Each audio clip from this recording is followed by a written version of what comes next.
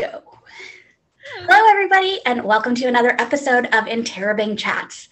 I'm Ishita Kent, and I am the marketing coordinator here at Interabang, and I'm so excited to introduce our next author because she's someone whose career I've been following for a while, and she's finally released her debut novel.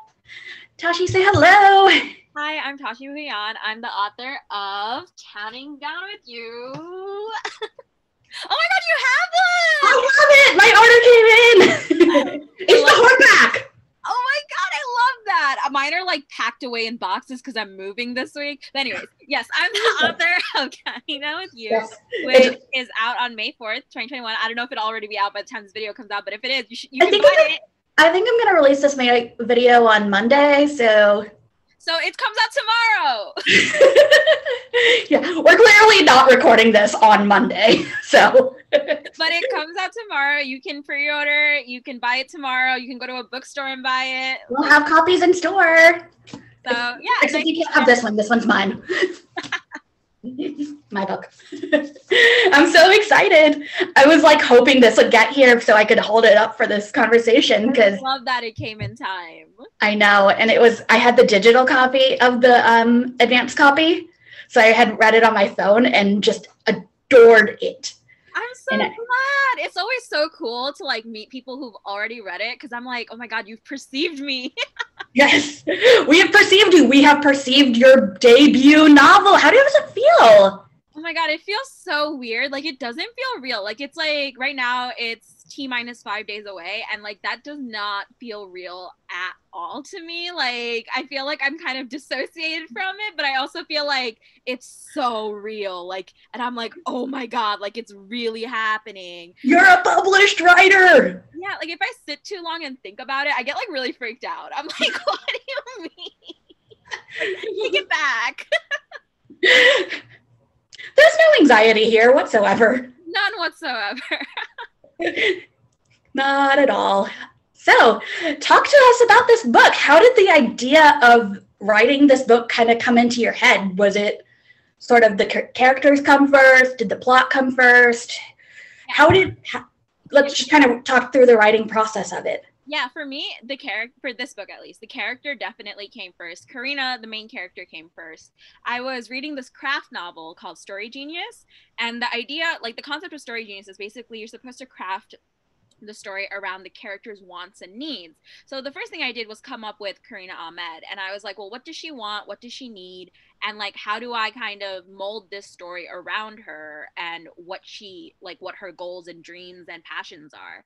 So I definitely started with Karina, but then I was like, I kind of want to write like a fun, like love story. Like, I feel like not everything has to be just about like sad times, you know, like it's okay to like have like a little fun story. Like Karina's obviously going through things throughout the book, but I also want her to have like a little happy thing as well, like something that was going so right and going so well, and just like she was having fun. It was chaotic, like it's a little stressful because I think fake dating the bad boy of your high school is always going to be a little stressful, but yeah, so I came up with Karina first, and then I was like, I want to write fake dating. So then I tried to figure out like how I could insert a fake dating plot. One of the things I do when I'm like creating like a romance is like I try to figure out why it's this character for this person, like what makes these two people choose each other instead of anyone else in the world. So when I was crafting Ace, I was kind of crafting him as a mirror to Karina in a lot of ways. Like he's very different from her, but at the same time,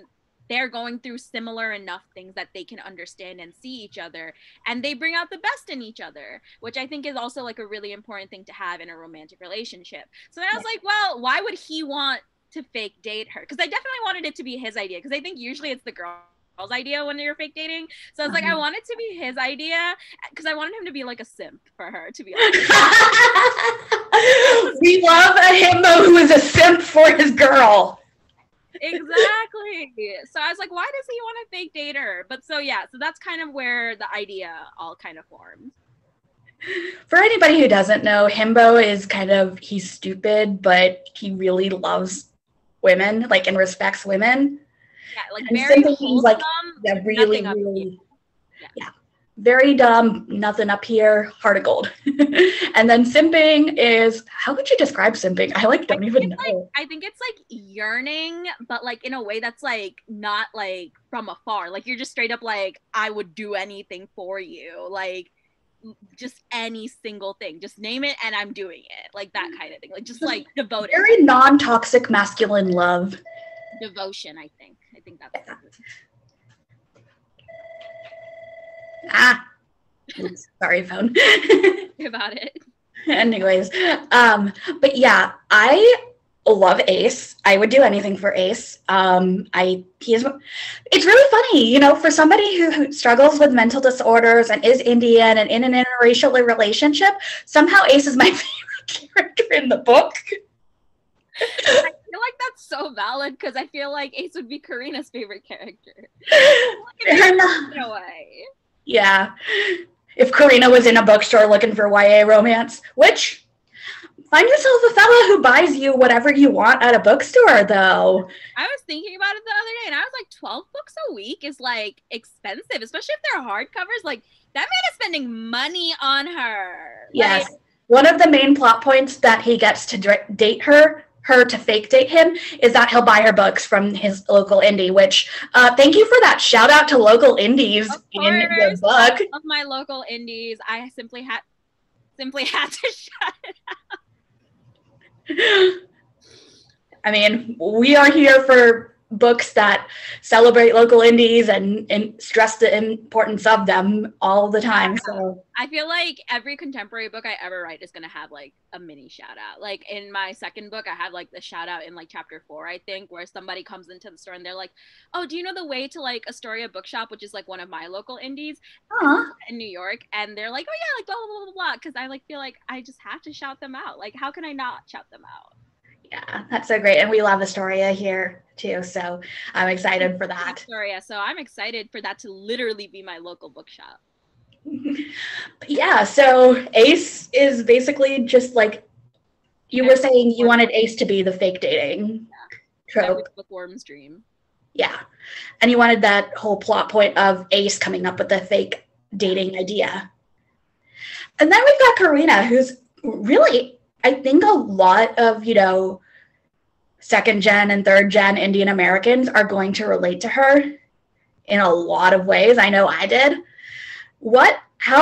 I guess the best way to ask this without being like too nosy is how much of her is you and how? Yeah, I mean, I think the thing with Karina is like, I'm sure you can already tell, like, I'm very outgoing. Like, Karina's very much like quiet. Like, she kind of like prefers to stay in the back. Like, she'd like rather like melt into the ground than like go out and do like a public speaking thing. So I think in that regard, like me and Karina are very different personalities. And I'm actually more like her friend Cora, who's like very chaotic and aggressive in a good way. Like, I love Cora. But yeah, so in that regard, like Karina's very different from me, but I think in like emotional experiences that Karina is going through, I think that me and a lot of people I know who are like Bangladeshi American or just South Asian or just even Asian, I think, like people of color have gone through similar experiences of feeling like you have to meet certain expectations because your parents have sacrificed so much for you. Mm-hmm. And I think that that's something that Karina goes through. And I like when I went to college, like my parents didn't like actually care what I majored in. Well, I shouldn't say they didn't care. I think that when I was like, I'm going to major in public relations, I didn't major in English or anything. I was like, I'm going to major in public relations. They were like, that's a choice. But it wasn't like, you can't. They're just like, all right. It's more of a, can you get a career with that major? Yeah, like, you're making choices. We don't know if we're disappointed. Like, okay, we're just going to look away. Like, I think that was more their thing. But obviously, in other aspects of my life, I've faced the struggle that Karina's facing where it's like, I wanted to meet these expectations. Maybe not in that specific regard, but I also didn't want it to be like a self-insert in any way, you know, was the other thing. So I was like, I don't want to put my exact direct experience on the page, but this is something I still understand because I've seen so many people go through it and I can see it happening for myself, even if it didn't happen to me, if that makes sense. Cause I understand like that struggle of like wanting to be independent.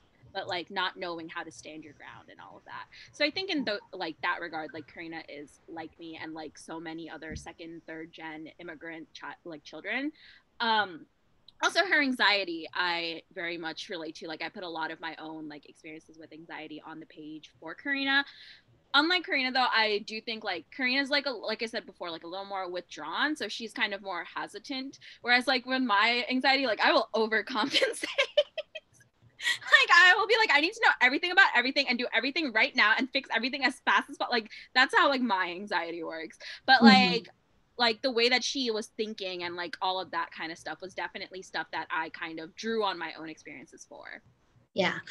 So the title Counting Down with You, it actually comes out of that, I think, with a little bit of the anxiety response, because one of the things that you kind of have as a recurring theme throughout the book is Karina's countdown that she does mentally to try to center herself with her anxiety and with her kind of getting overwhelmed with all of the expectations she's dealing with.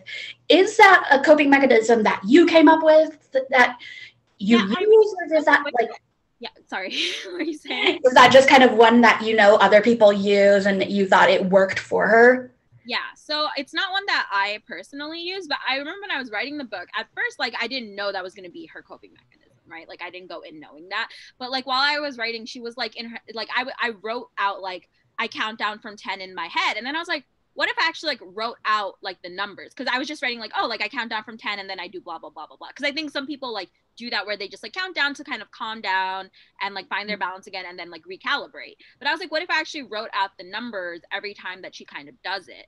And as I was doing it, I was also kind of like, because when I was writing Karina's situations, like I feel like I kind of have to put myself in her head, like in her mental headspace. And it makes me anxious, obviously, because I have to be able to write what she's going through. And as I was kind of writing out the numbers, I was also kind of feeling calmer as well, like writing that experience for her. And so then the further I was writing, the more that it kind of made sense that she would continuously use this coping mechanism. And like I had seen other people do it before. I just never thought about like writing it out like that. Like I always knew like, oh, like count down from 10 or like say the alphabet backwards or like whatever, but like writing it out kind of made it feel like more real and more like something that Karina herself was experiencing. Yeah, and I liked it personally as a reader, because the minute you start, it's like as you keep reading, when you see the 10, 9, 8, 7, you're pulled into Karina's headspace. For sure. And you're like kind of there with her. I think that's a really unique and cool kind of way to get your reader. There's this one chapter, I don't want to spoil what happens in it, but there's this one chapter where Karina's like counting, and then like she usually counts from 10 to 1, but in that chapter she counts to 0. And like when I was writing that, it gave me so much anxiety. I was like, oh my god, I'm so sorry. I was like, I'm so sorry I just did that to you, like Godspeed queen, like I'm sorry about that. But yeah, I also wanted her to try like a bunch of different coping mechanisms, which she also does through the book, because I think like there's not really one way that works for everyone. Obviously, that's just not humanly possible if you ask me. So I wanted to show like her trying different methods, trying to see what worked for her and what didn't work for her. Like candles help her as well, like scents and stuff, because I think that so many young teenagers are going to be reading this book and they might not even know that they have anxiety, or like might not know they have that like the name for it, but like seeing their experiences mirrored in Karina's will help them, and then seeing all the different coping mechanisms might encourage them to look up their own coping mechanisms and find a way to like kind of navigate that space. Absolutely. And even if they're not like dealing with, you know, general anxiety disorder, like actually mentally ill anxiety, those are great coping mechanisms for when you're dealing with just general stress and the angst of being in high school. I say that like I am 45 years old and it's like I haven't been out of high school that long. Yeah, it never gets any easier. Like I use the same kind of coping mechanism now throughout my life. Yeah. And so we have a kind of in the YA romance genre, you know, a lot of I think, how do I phrase this? One of the things that's been happening is kind of this push in diversity in a lot of different areas. We have diversity in mental illness. We have diversity in racial representation. We have diversity in terms of, you know, this interracial relationship. And these are all sort of things that have kind of exploded almost within the YA romance genre as a whole. What do you think it is about YA romance that makes it so easy for authors to explore sort of those different avenues?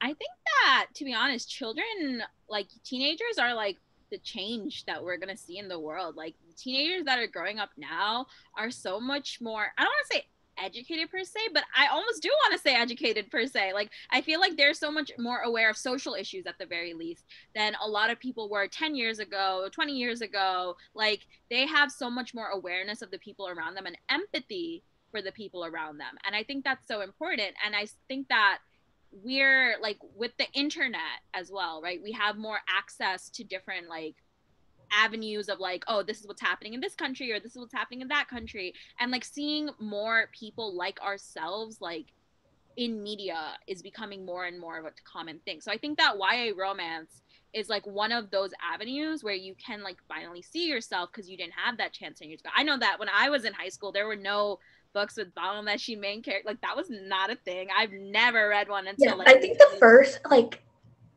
I can't even like think I think the first YA book in general that I saw featuring a South Asian character was Born Confused.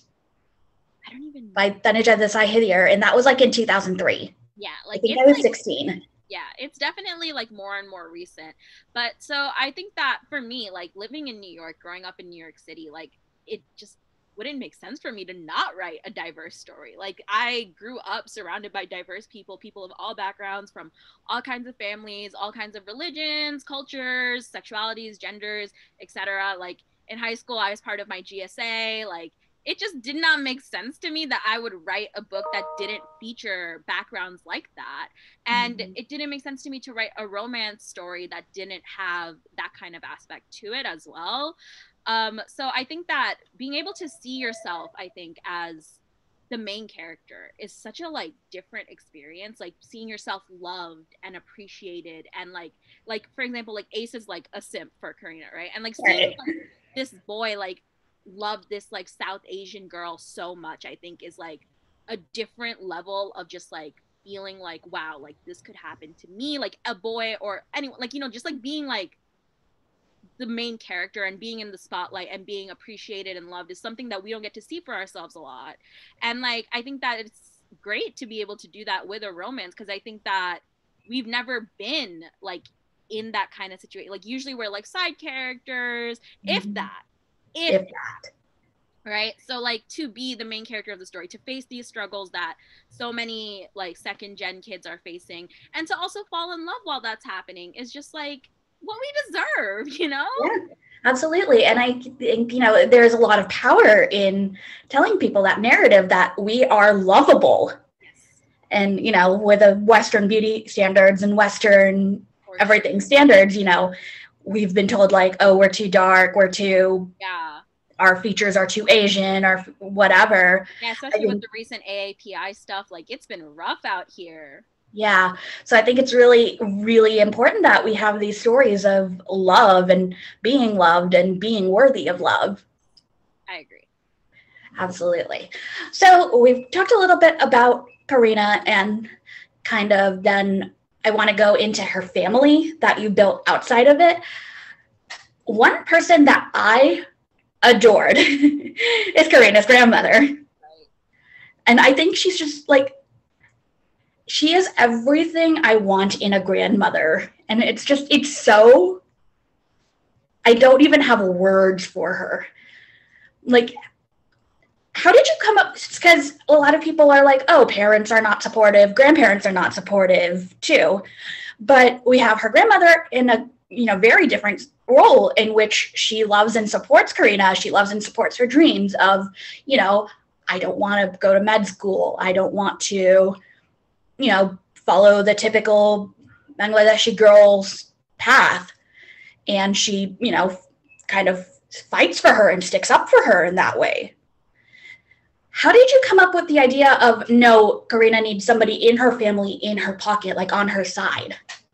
Yeah, so while I'm writing these parents of Karina's who have shown emotional abuse. Like, that's undeniable. That's the way that they treat her. I didn't want it to be like all brown people are like that. That's not true. Like, that's no, Right. we're not a monolith, first and foremost. Like, Karina's experience is Karina's experience. It's not everybody's experience. It's never going to be everybody's experience. I can't like write everybody's experience. No, But, I mean, we're not a monolith. yeah, exactly. Yeah. So like that was just not possible. But I didn't want it to be like every single adult in her life is like, oh, like you can't do this, you can't do that. Like I wanted one to like be supportive of her and to understand her. And I think that there's like some wisdom in being older and seeing people suffer and like seeing what has happened throughout the generations that her grandmother has seen, especially with her grandmother's like recent, like her husband recently passed away, like Karina's grandpa recently passed away. And so her grandma's kind of witnessing like what's happening in their family, as a lot of, not all, but a lot of like the younger children are feeling like, you know, like not supported by their parents or not supported by their family, or feeling like differences between like how their siblings are treated and how they're treated, or like stuff like that, where they're just not feeling like they have support or that they can kind of pursue what they want and like speak up for themselves. And so I wanted Karina to have someone in her corner that saw that and understood that and wanted to be there for her and loved her in spite of all the rules and restrictions that her parents have placed upon her. Because I think that no matter what background you come from, you kind of decide how you want to interpret everything around you. And if Karina's parents are choosing to interpret it in a way that's harmful towards Karina, that doesn't mean that her grandmother has to do that. I think that her grandmother is following the same rules that her parents are following, but at the same time is like, I want my grandchild to be happy, and is placing the happiness of the child above the rules that society might expect Karina to follow. And so I felt like that was really important, because I didn't want, like I said, like I don't want to reduce us to like one stereotype. I think it's important that we do unpack stereotypes, because who can write them if not us? Right. And it's, you know, it's a fine line to straddle where we're talking about telling the truth of where that stereotype came from versus falling into that stereotype and only existing within that stereotype. How do we interpret that outside of just, Right. Oh, all brown parents are, you know, super pushy and make all of their kids go to medical school and cut off their children if they marry white boys, and I don't know. Right. And the reality is that some brown parents will do that. That doesn't mean all of them do. Most of them hopefully wouldn't, but some do. And that's also like a reality we have to kind of accept. And I think that when it's coming from an own voices kind of perspective, I think there's more nuance to it, because we can kind of speak to it in a way that doesn't, like I said, like kind of paint a brush across everybody. Like, especially like I just said with her grandmother, like there is that supportive figure. And I think that's important. But I also think like it's important to talk about abuse in like marginalized cultures, because sometimes it's just not, it just goes unaddressed. Like we can't ignore those parts of it just to like make us look good. Right. Exactly. Yeah. Because I think it's important for young brown girls who are going through that situation to still see themselves. Like if you're just like, oh, that stereotype, it doesn't exist. What about the young brown girls who do deal with that? Like they're just gonna be like, oh, like I don't exist, my experience doesn't exist. Like what does that mean? Like does that mean like there's something wrong with me? Like everyone else has great parents and I'm the only person who has bad parents? And like, you know, like I like the story I'm writing is for those young brown girls. So I was definitely like trying to take like the utmost care while writing that kind of relationship with Karina's parents. But then I also, like I said, like I wanted a positive relationship for her. And like I personally, like I love my grandmother. She's so great. She's so lovely. And so I kind of drew on my grandmother for inspiration while I was writing those scenes with her grandmother. Although I don't know if my grandmother, if I was like, I'm dating a white boy, like how she would react. I think it would be fine, but I don't know. You know, having a grandmother who was fairly traditional, and then I brought home a white boy and she was like, okay, I feel like she'd be okay. You know, that gives me hope for if I ever do. Yeah, it's actually really funny. So, you know how in Indian culture, like you touch feet in a sign of respect? We do that too. Mm-hmm. My husband is 6'3". He went down to do the touch feet thing to my 4'11" grandmother and then smacked his head on a table on the way up. That's so wholesome. And I just feel like this is like that's Ace energy right there. It's like how Ace, when he comes to see her, he's like salam, and Karina's like, what? Like, what did you just say? Like herself being like assalamu alaikum, and her being like, who taught you this? And he's like, I googled it. I looked it up. Yeah. Here for also, interracial relationships where they don't force the girl out of their culture. Like, that's a really important thing I think doesn't get talked about as often. Is a lot of people look at interracial relationships and see, oh, she's betraying her culture. She's leaving behind Indianness. Which isn't true. Like, you can love your culture and also love somebody outside your culture. Like, it doesn't have to be one or the other. Yeah, for sure. And just, no, oftentimes in a lot of like my friend group where they're in our relationships, the white half is just as into Indian culture, if not more. That honestly checks. Do you know Nabila Noor? Yeah. Oh my god, I love her and her husband so much, and like how he's like learning to speak Bengali and stuff. I'm like, that is so cute. It's so cute. I love it so much. And it's like the same thing where where I'm gonna start talking about my husband because I love him and No, when go he does ahead. this stuff. Because he does the same thing where he's like picking up Gujarati and trying to learn it, and I love that. It's so sweet. like he'll just be like, okay, and now I'm learning Garba because I'm a good Gujarati kid. That's so great. I love that for you. Yeah. One thing I did want to talk about though is that I don't want to spoil too many things, but not all of the kind of tensions end up resolved in this book. And I think that's really, really cool that you gave them both a happily ever after and you gave them realism. Yeah.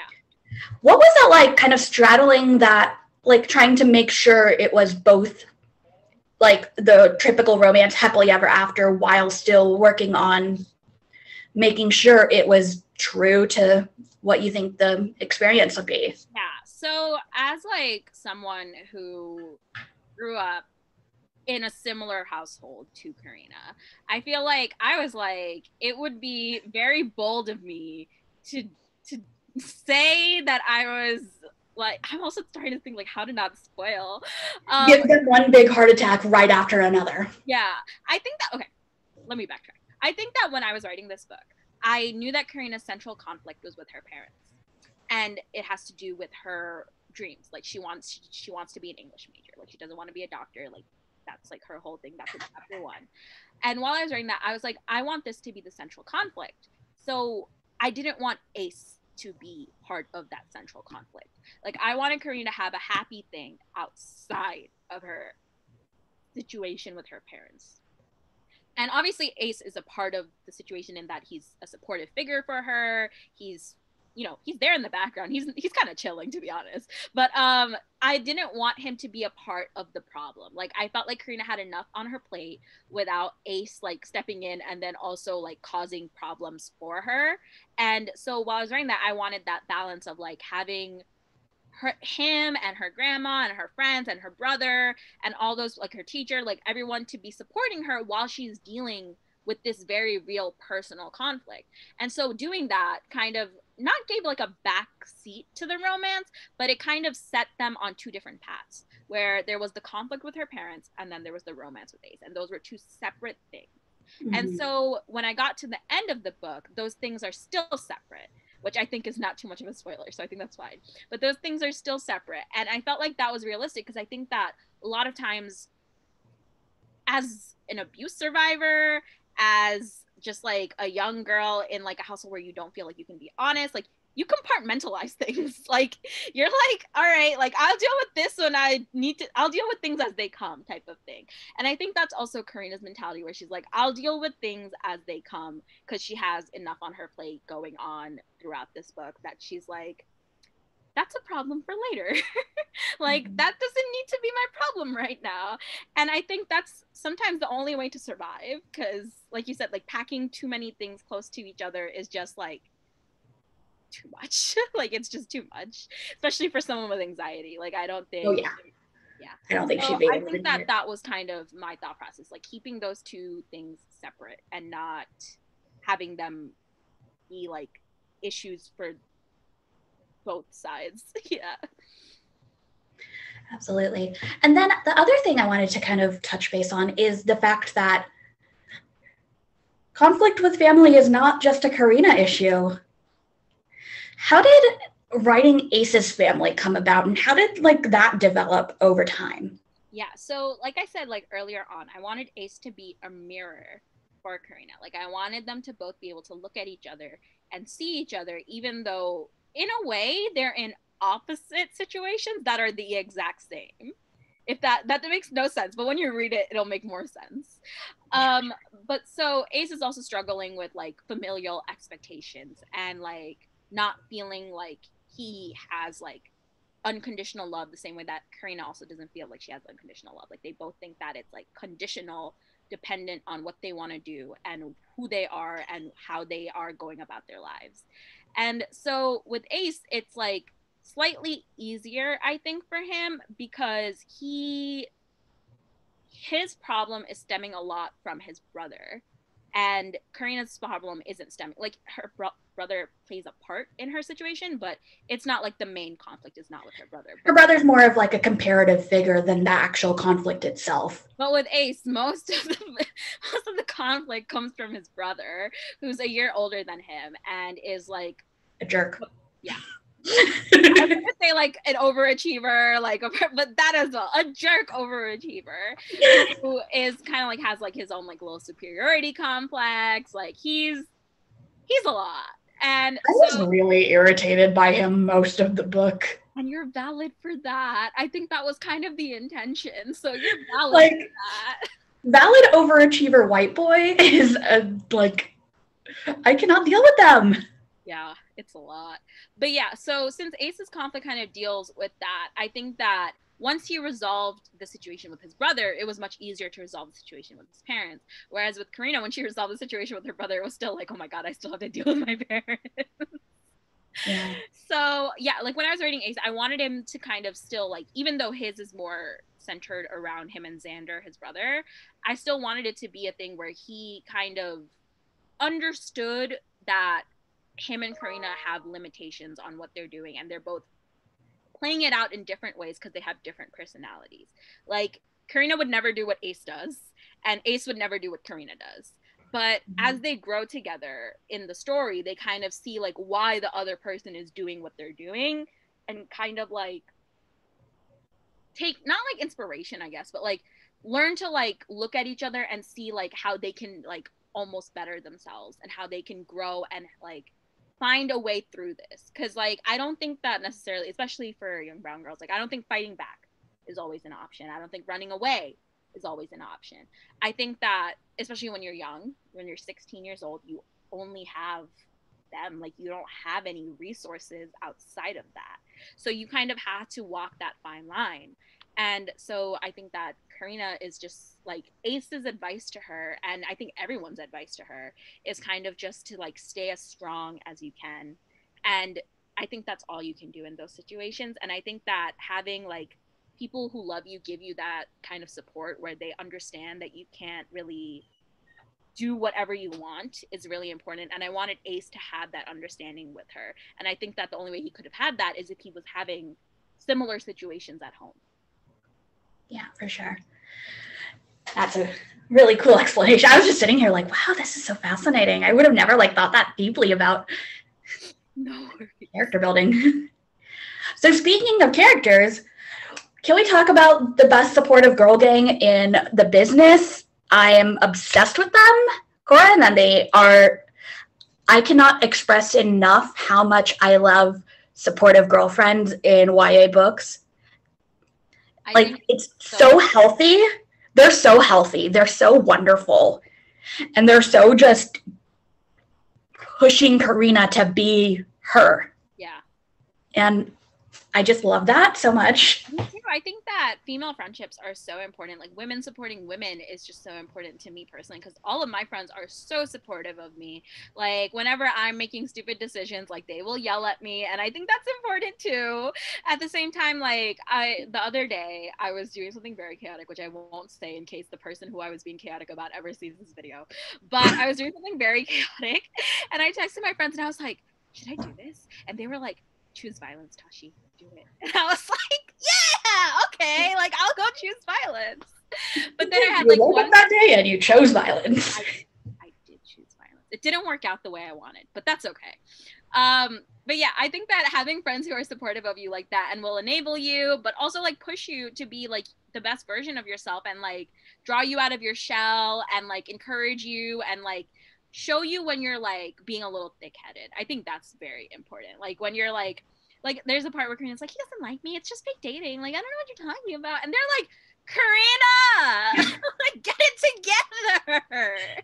Yeah. And I think that's important to have as well. But while she's going through the struggle with her parents, I also thought it was important to have them, like, even if they don't fully understand every single thing that Karina's going through, they can empathize with her and can like offer her support and don't push her too far. Like whenever like they'll be like, maybe you should do this or whatever, and if Karina's like, that's like, I'm not doing that, they're like, okay, fine, like we'll back off, like we love you, we support you, let us know if you need anything, let us know if you want us to fight someone, let us know if you just want to eat some ice cream and cry, like we've got you. Yeah. And I think that that's like the best type of friendship, and I think that that's something I definitely wanted to show, because those are the types of friendships I have, and I think everyone should have if they can have it. Yeah, I think that one of my favorite moments that like, I don't know why this stood out so clearly to me in the book, but it's after Ace brings Karina coffee while they're fake dating, and he brings her a different order than like Cora usually gets for her. And Cora's like, he didn't even get it right, it's too sweet. And Karina's like, actually, that's my order. And Cora's just like, why do you let life just pass you by? Yeah. You should have said something. Yeah, and I think that's a theme throughout the book for Karina, where she does let life like pass her by. But I thought that was so funny that Cora's like, if you just told me, I would have just fixed it. Like, why didn't you say something? Anxiety. Like, and Karina can't just say like, anxiety. Yeah, exactly. Because that's not how her personality is. Yeah. But I'm actually, where is the... I think it's around chapter 12, 13, maybe, or maybe a little past. Well, I found a scene where she's going, Nandini is going, Karina, I've read enough fan fiction to know exactly how this goes. If he doesn't have a crush on you, he will. Right. She should say it, to be honest. Like, she's absolutely correct. Also, I love that you referenced fan fiction in here. Of course. It's like a call to my roots. I grew up writing fanfic. What were your original fandoms? I can't talk about it. Oh, no. I can't talk about it. I don't want the internet to go looking. Oh, no. It's okay. It's my dark, dark past. It's okay. I was in high school. I was allowed to make bad decisions. If it makes you feel any better, I don't want to, but I'm pretty sure that I have terrible fan fiction still floating around the internet. So much fan fiction still. Like, I am on AO3 24/7. Well, I think it's just, I know people give it a bad rep, but I think it's just such a fun way for people to... fanfic. It's so amazing.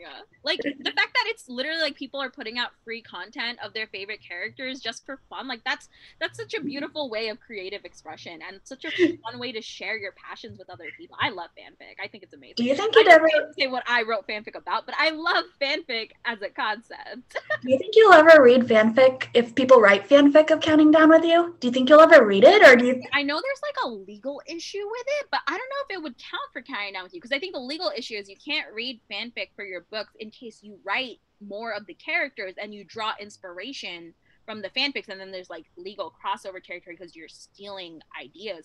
But if I'm never writing anything in the Counting Down with You verse, is it technically legal? I don't know, but much to think about. Much to think about. But you're still gonna look forward to all the fan art and all of the... Yeah, like every time someone tags me and things, I'm like, I'm going to like I'm going to rewind this recording, screenshot that face you just made, and make it the cover of this video. Screaming. That's literally how I feel every time. I'm like, I can't believe someone took the time out of their day to like make a video or make an edit or like anything and post. Like, what do you mean? Like, that's crazy to me. What do you think about fan culture in general? Like, obviously you're a fan of it, but like, that was a lot of the word fan in one sentence. I think fan culture is great so long as it's not like too much on it. I think it depends on if it involves real people first and foremost, because I think with real people there's like boundaries, but if it's just like fandom stuff, I think like go wild, have fun, do whatever you want. Like, it's your space, like you should do whatever you want, say whatever you want, create whatever you want. Like, it's your content at that point. When the fans are consuming it, it's like you bought this book, you watched that TV show, you that's yours now. Like, it's no longer belonging to the creator. And I think that's the point. Like, we wouldn't create it if we didn't want to share it with people. So I think that fan culture is so great and so fun. And like, I love the idea of like building a community with people. Like, and I think fandom is such a great place for that. So I love fan culture. I just think as long as there are boundaries, like, good. Yeah, for sure. All right, let me think. More thoughts on, how was it writing? Because how far into this were you when like lockdown hit? And oh my God, I wrote this before pandemic. I wrote it in 2019. I actually, my story for writing it is like really wild. Like, I feel like every time I tell it to someone, they're like, what are you talking about? I want to hear that. Well, now you have to tell us, how did the story come about? I mean, so the thing is, I wrote this book in a month. I wrote it in 30 days during. Are you doing this for NaNoWriMo or what? For I literally did it for Camp NaNoWriMo in April 2019. So I wrote the book in 30 days. And at the time I was in college, like I was in my junior year of college. I was taking 6 classes. I was doing internship 3 days a week. I was going to social events. I was like going to book signing, like exactly. Like I don't know. Did you sleep? Did you eat? I ate. I don't know about the other one, but I ate. I had meals, probably only Chipotle, but I ate. You know what? Valid. Chipotle is a valid. If you have to subsist yourself on burrito, then that's what you got to do. But yeah, I wrote it in 30 days, and then I literally queried it the next month in May, and I got an offer of representation in 10 days. And I signed with my agent in June, and we went on submission to editors in July, and we sold the book in 16 days to HarperCollins in August, and we announced the book in September. So as you can see, this sounds batshit crazy. What is this Super Saiyan timeline that you're on? It literally, like, I'm telling you, like, it sounds batshit crazy. Like, you like Naruto ran through the entire book process. I was like, I'll show you some real speed, and then I did. Yeah, so like the story of writing is like, it's literally crazy. Like, I wrote it in those 30 days and then just went out and did it. And it was my first time writing a contemporary book. I'd never written contemporary before that. It was my first time writing first person. I'd never written first person point of view before. Like, I was like, I'll just try some new things. And then this happened. This is a thing now. And I'm just gonna try some new things. One novel later. Literally. So you're gonna have some fun expectations for your next few novels, because your debut novel is not the standard. I know. I was literally saying to my friends the other day, I was like, if I'm like selling another book and it takes longer than Kind Out With You, like I feel like I'm gonna lose faith in myself. So, but you got another book on. Yes. So when I sold Kind Out With You, it was a 2-book deal. So they bought 2 books at once. And my second book is called A Show for Two, which comes out in 2022. It's another YA contemporary. And I don't know if you know like the story behind it, but it's like it's inspired. I've seen a little bit on Twitter, so but tell everybody else. Yeah, it's inspired by when Tom Holland went undercover as a student in my high school during my senior year. And that's like a wild story. I think just like a wild sentence to say out loud. But yeah, it's inspired by that. And the main character, her name is Mina.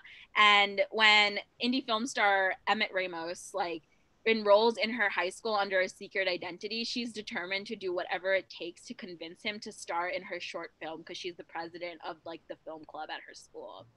And it's very like it's hate to love. There's a celebrity love interest. It's like a love letter to New York City. Like they go across all the 5 boroughs of New York, and it's just very like I think it has similar themes to Counting Down with You, but it's like more focused on the romance, I think, compared to Counting Down with You, which is pretty focused on the romance. So I guess it's like saying something. But in A Chauffeur Too, like it's like literally like rom-com. Like I can see it on a television. I feel like the way that you have explained A Chauffeur Too is that like A Chauffeur Too is the main plot line with other stuff like weaving out, while Counting Down with You is kind of like 2 separate plot lines doing this. Yeah.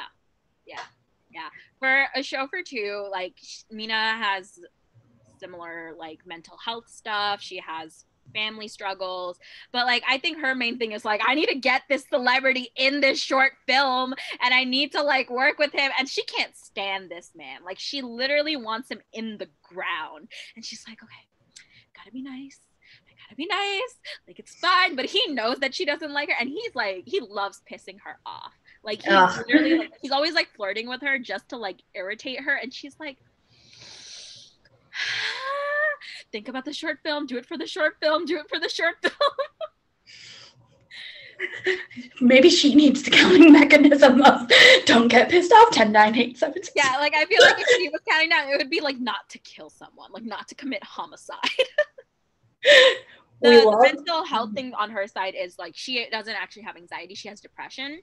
And so like it's like a whole kind of different ball game. But as someone who has both, like I was like I want to show both sides of different things. So for Mina, like it's her depression that's like weaved in throughout the story.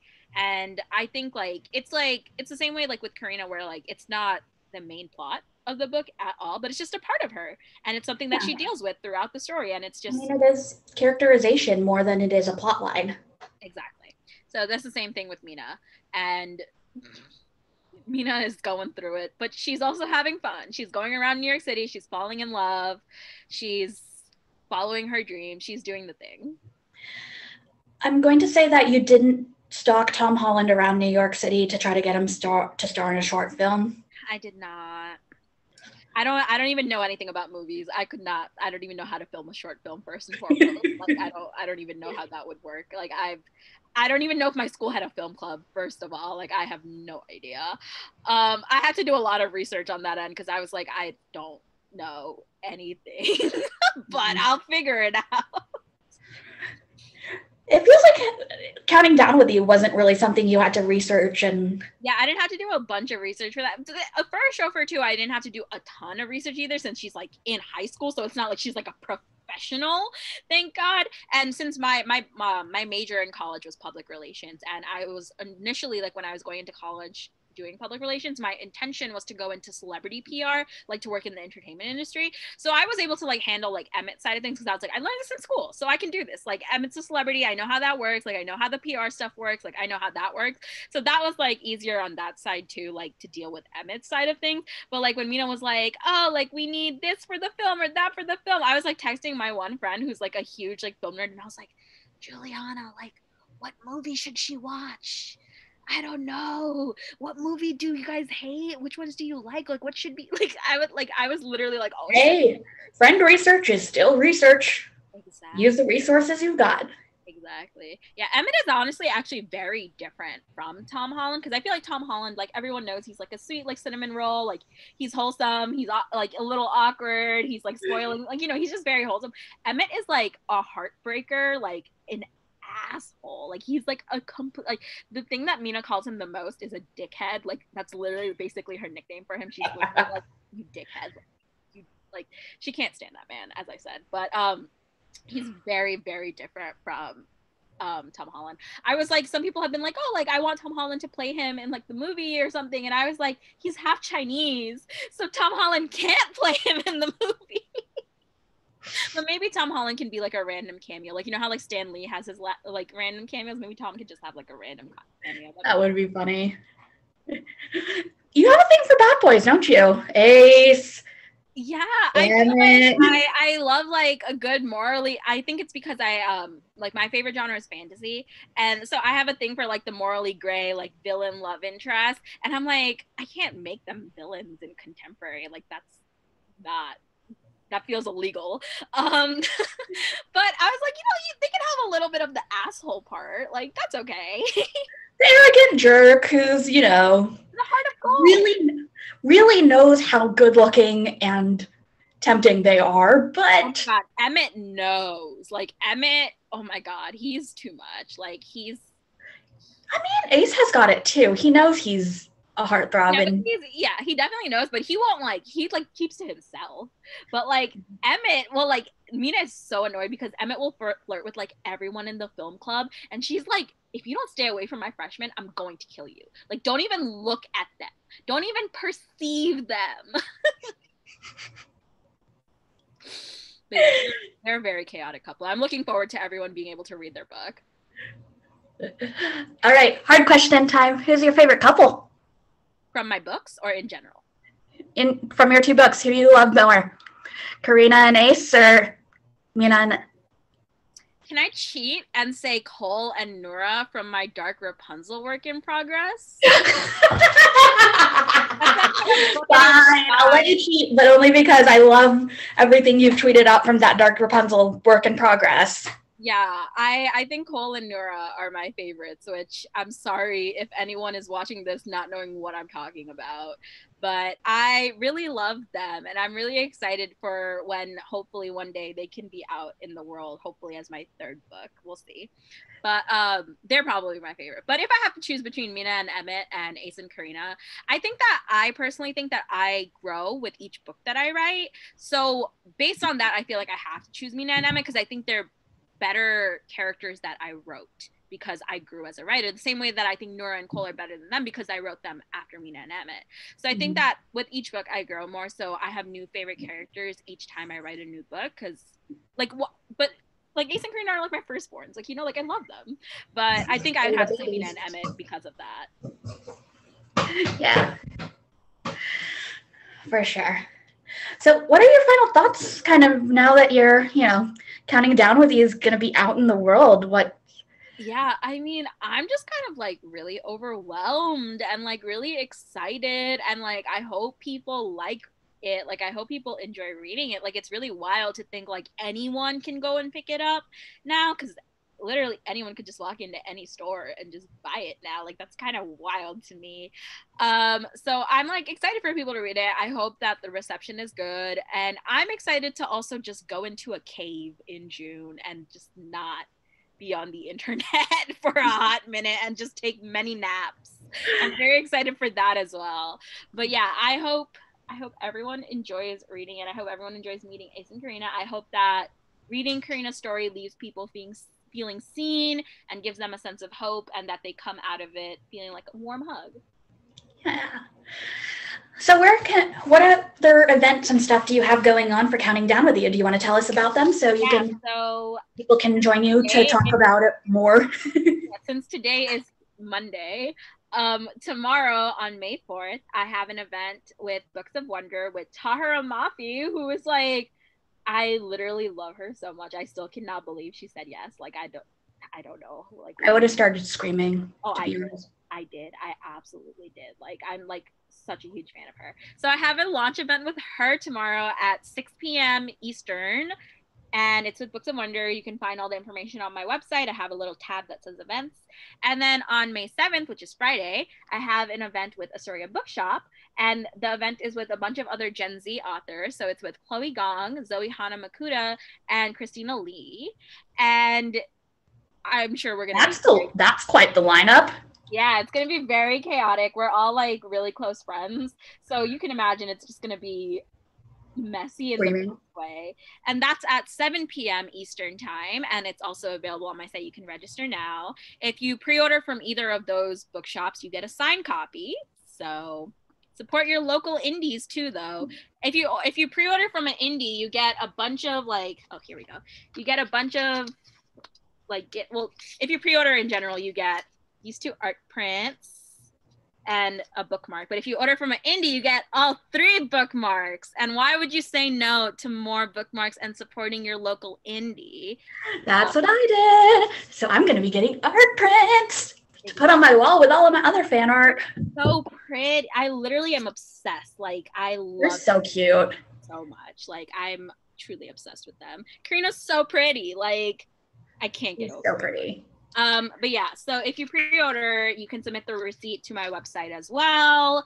And the more pre-orders, the more beneficial it is for debut authors. So yes. I really want to hit the indie bookseller list. So I'm really hoping people are buying from their local indies. I really want to hit the indie. And there will be a link below this video for you to buy it from Interabang. So if you want to support us too. Which you should. So you should definitely and then submit your receipt and get all these bookmarks and prints and a signed little book plate, which I don't have because I don't know where it went, but it's somewhere in my room. But yeah, it's all of them have fan art. You also get a song called Spark, which Ace writes for Karina. You get Spark? You get Spark. I will be Oh my god, I didn't know that! Sorry. No, I'm fine. I'll be emailing it to everyone who pre-orders, and it is beautiful. My friend composed it and he did an amazing job, and it's literally Ace's feelings for Karina summed up in music. It's beautiful. So I might actually start crying. That was one of my favorites. After we stop recording, I can play it for you. Oh my gosh. But yeah, so pre-order, come to the events, support Counting Down with You, all of the things. Yes, and follow Tashie on Twitter and stuff. Was that the 2 you have got? All the social media, TikTok, Instagram, Twitter. It's all just my name, Tashie Bhuiyan. Yeah, I post chaotic content and snippets of all my projects. So, Drag Rapunzel, which is why I stuck around. And hopefully one day you'll be able to actually read it. Yes, hopefully. I'm sorry for everybody who watched this and expected actual coherency and instead got 2 chaotic brown girls yelling at each other. That's on them. I don't know why they expected coherency. That was on them.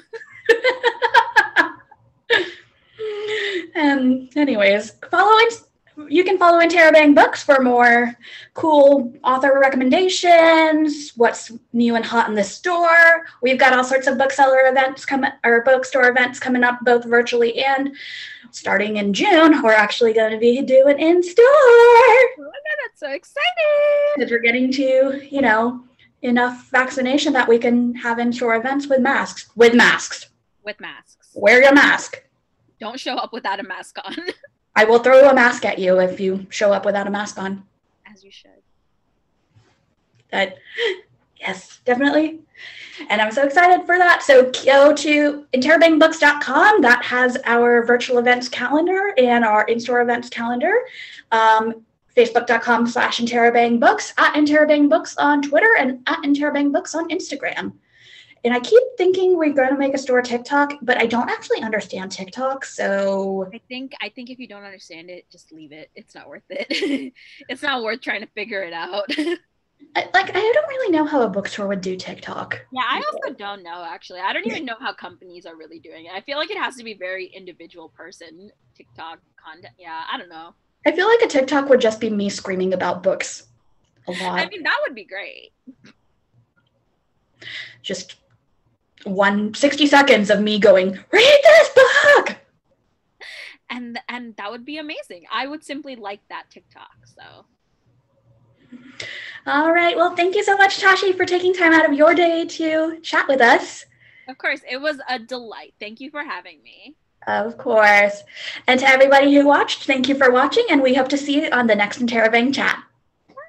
Bye.